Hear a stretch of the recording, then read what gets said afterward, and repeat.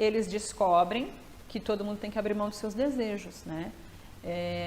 Antes disso tem uma cena interessante no filme, que é quando ele fala da grande paixão que ele tem por voar. Isso também é um símbolo interessante, porque ele é um masculino livre, ou seja, essa representação masculina no filme, ele já tem os opostos integrados. Por mais que ele projete isso nela, ela já está internalizada e integrada nele. Então, ele não fala o único motivo de eu estar aqui é você, ou você é a única coisa que me faz feliz. Ele fala, a única coisa que me faz feliz é voar, né? O que mais me faz feliz é voar. Isso quer dizer que tem uma referência de liberdade. Eu gosto de ser livre para escolher, para ser, para existir. Então esse masculino ele já está fortalecido na integração de opostos, ele já tem a Diana internalizada. Numa outra cena, quando ela tem que abrir mão dele de novo para salvar o mundo, é ele de novo que vem com a razão, que a razão é Yang, lembra que eu falei? Ele vem de novo introjetando esse elemento na vida dela, falando, você sabe o que você tem que fazer, você tem que fazer a sua escolha. E ela traz que fala, eu não quis nada, eu não quis absolutamente nada, a única coisa que eu quis foi você. E ainda assim eu não posso ter, e isso remete ao quê? Aquela Diana criança, que ainda não aprendeu a lidar com as frustrações das regras do jogo, de ser a verdade, de ter que lidar com a verdade. Então, por que eu trouxe a pequena e a adulta? Porque tem essa questão de, tipo, não adianta você saber quem você é. Não adianta você saber que você é um ser especial, cheio de dons. Gente, se você não tiver num processo de autoconhecimento, você vai saber, e toda vez que o mundo te der um não, você vai voltar a ser aquela criança que choraminga e fala, mas eu fiz tudo certinho, por que eu não posso ter o que eu quero? Olha que interessante, né? E trazendo isso um pouco para a astrologia, é uma coisa que eu sempre falo, não adianta você saber que você é de signo tal. Se você não viver as lições da vida, aquela energia ela vai sempre ficar latente em você. Não é porque você nasceu com aquele dom que está dado. Então o mundo vai jogar flores na minha coroa porque eu tenho esses atributos? Não é assim. Então essa cena também traz essa reflexão. É um segundo momento dela que ela, mas eu me comportei bem, eu fui a boa moça, eu só dou o que as pessoas precisam, eu estou a serviço. E ele fala, mas não é bem assim, você sabe o que tem que ser feito. E aí é uma cena linda, é uma cena muito emocionante, onde ela tem que lidar com tudo aquilo, de ter que perder ele de novo e tal, mas ali é meio que a consciência de que, não, o outro não é teu. Você precisa integrar essas ações, você tem que ser livre para se sentir inteira ou inteiro, né? E a partir desse inteiro você pode tudo, que é o que ele meio que vem ensinando para ela. O meu amor é por voar, é por pilotar, é por estar no céu. E nessa cena ele explica para ela qual que é o mecanismo de como que você aprende a voar, o que você tem que aproveitar de corrente de ar, não sei o que, não sei o que. E aí é onde ela traz... Quando ela integra ele, quando ela traz ele para dentro dela, quando ela sai correndo, e aí todos os ensinamentos dele sobre aprender a voar, ela começa a colocar em prática, e aí a Diana, Mulher Maravilha, começa a voar. Então ela não é um superpoder, né, que ela tem. Voar naquele filme, assim, naquela cena mostra que na verdade ela aprendeu com ele alguns conceitos sobre direção de ar e como você usar as correntes para você se manter numa determinada rota. Então ela pega um conhecimento do masculino dela que já é saudável, ela internaliza para integrar esses opostos e ela sentir a liberdade de ser quem se é. E aí essa cena é muito bonita, porque ela também sai de um estado de sofrimento gigantesco, porque naquele momento que ela abandona, ele também já se desintegra, ele deixa de existir, e ela se lança no céu. E aí ela vai vivendo o que ele ensinou e sentindo o prazer de estar ali, sentindo o prazer de estar voando, o prazer de estar livre. Então essa foi uma primeira figura de integração que traz um pouco desse lado do feminino de não adianta você se vitimizar porque você é boazinha e nunca tem o que você quer, a vida não é assim, você tem que entender que não adianta você seguir um roteiro para você ter do mundo o que você quer, você tem que ser inteira, você tem que ser fiel a si mesma, você tem que ser integrada com todas as suas partes. Essa é o primeiro elemento. Vamos para o segundo. O segundo quem é? A predadora, né? falei de um elemento positivo, agora a gente vai falar de um elemento desafiador, porque a nossa sombra ela não é negativa, tá? A gente tem que sempre tomar um pouquinho de cuidado, porque há elementos negativos na sombra, mas ela faz parte de quem a gente é e a gente também precisa integrar. Eu já ia falar assim, eu já vou adiantar, não, mas eu vou falar no final. Temos ali a predadora, que vai perdendo o lado Diana dela também vai morrendo, então ela vai ficando unilateralizada, que é um termo que a gente usa bastante na psicologia. O lado dela doce, gentil, compassivo vai morrendo e ela se torna só a predadora, aquilo que vai fazer tudo o que for necessário para ela ter o que ela quer. Então ela já não tem mais sentimentos amistosos, ela só quer o poder, ela quer o extremo poder. Só que esse foi um lado que a Diana negou. Negou no sentido de querer sempre barganhar sendo a boazinha. Eu vou barganhar com o mundo porque esse é um caminho. Isso não quer dizer que esse comportamento também não seja sombrio. Mas ela tentou, como ela criança também, ela tentou trapacear com as ferramentas da vida. E a sombra ela é implacável, ela não permite. Ela fala assim, você está fingindo que eu não existo e está aí também usando uma ferramenta minha que é a trapaça. Mas se passando de boazinha para todo mundo, não, eu vou te dar uma rasteira. Então, vamos pensar que, e assim, é muito interessante como a predadora aparece, né? Porque a Diana, ela é por si naturalmente uma mulher magnética, muito bonita, enfim. E a predadora, ela vem para uma sensualidade assim, ó, se você não sair da minha frente eu te atropelo, né? Ela vem com essa força lilithiana também totalmente fora de controle. Ela vem para um lugar da sombra, que é um pouco diferente do que a gente falou da Wanda, porque na Wanda e a Agatha, querendo ou não, também está conduzindo, tem uma maturidade maior naquela sombra, né? Aquela sombra está conduzindo a Agatha para algumas coisas, para interesse próprio, mas ela precisa também tá se comunicando, né?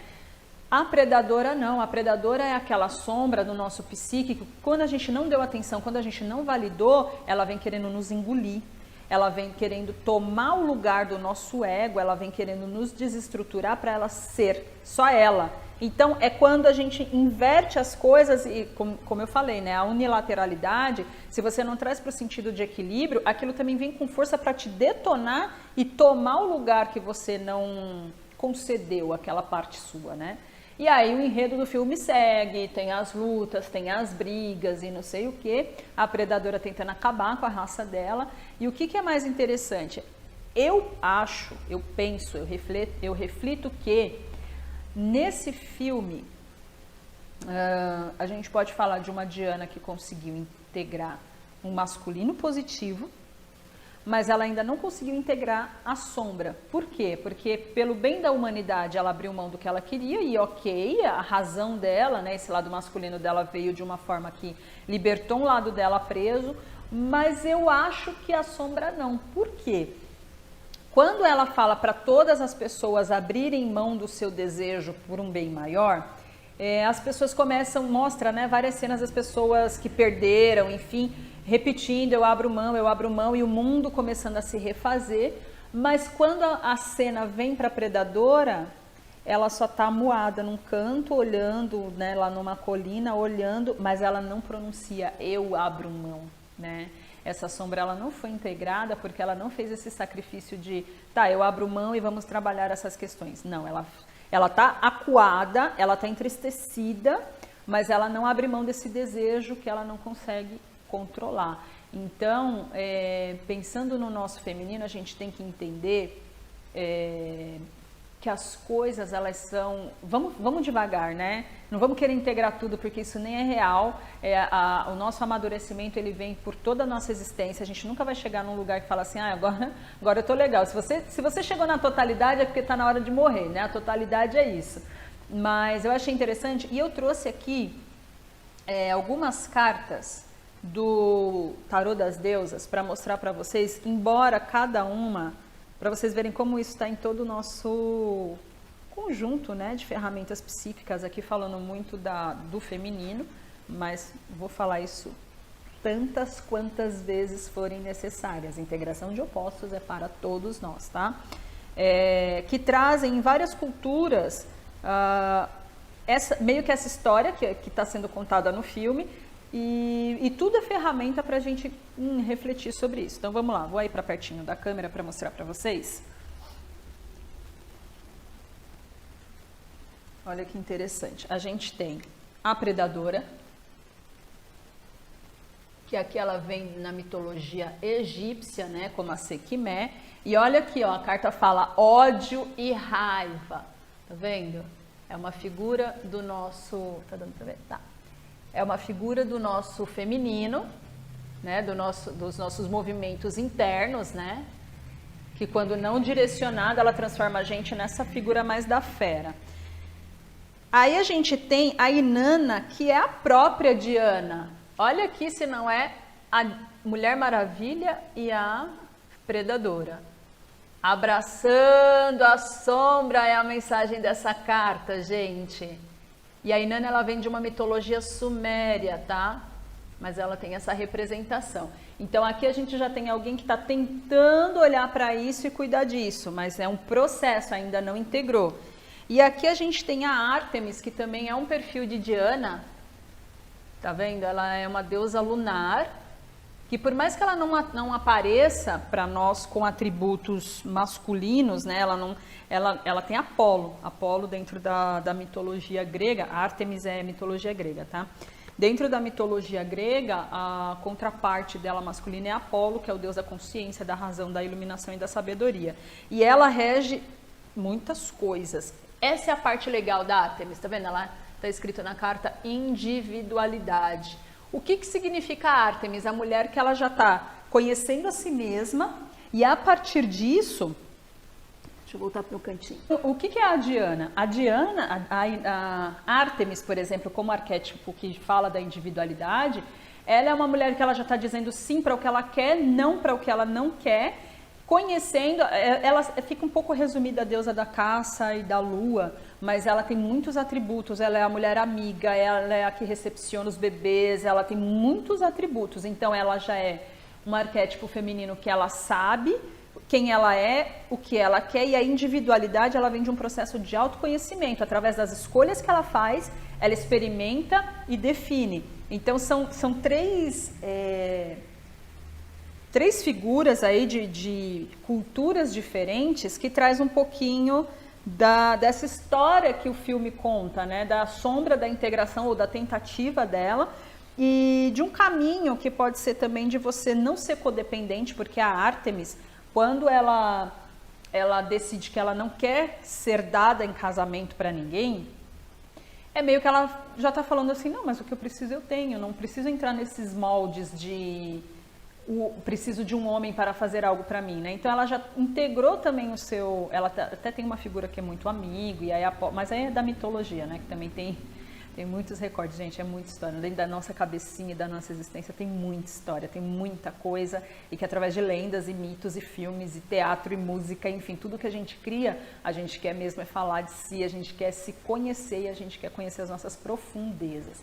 Então, é se respeitar nesse processo, mas pensar também que não é tão simples assim integrar figuras, mas trazer a reflexão de que nem tudo que nos prejudica está tão às claras vindo só desse lado mais perverso da predadora. Às vezes um perfil super aceito socialmente é um lado sombrio seu também, de que você está ali barganhando com o mundo para ver se tem do mundo o que você quer, e o mundo tentando, e o mundo ainda te devolvendo um não bem grande, você se tornando frustrada, e mas por que se eu faço tudo certinho? Cuidado com esse caminho, porque esse caminho também ele não traz os resultados, ele também não integra, ele também não está colocando você no lugar de autoconhecimento e desenvolvimento, que é como a carta da Ártemis fala, você não está desenvolvendo a sua individualidade, você ainda está tentando barganhar, porque você está codependente de algo que você espera que o mundo te dê, porque alguém te criou falando que você tem dons, talentos, é especial, o mundo ainda vai te amar, etc, etc, e aí você acha que vai cair do céu, e não vai. Integre suas figuras internas, vai para essa busca que ela é danada de doída, mas ela é boa. Então, também traz essa reflexão. Eu reflito pra caramba, né, pensando bem aqui agora. Mas para a gente entender que o mundo não tá doce, sabe? A gente tem as nossas recompensas, mas elas precisam ser fiéis, elas precisam ser verdadeiras, como a tia da Diana fala lá para ela quando ela é pequena. É a verdade, você tem que lidar com ela. E ela não está falando só da verdade do mundo, é a verdade interna, você tem que lidar. A porção dela masculina faz a mesma coisa com ela. Tá, é a verdade, a gente não quer, a gente se adora, mas é o que a gente tem que fazer, né? Então, fica essas reflexões. Eu acho que eu já falei que ia falar pouco, falei que foi bastante. Esse vídeo foi grande, não foi? Vou dizer de novo, tomara que o café não tenha esfriado, tomara que você tenha ficado comigo até o final e a gente se vê já já. Um bom restinho de domingo para você. Até já!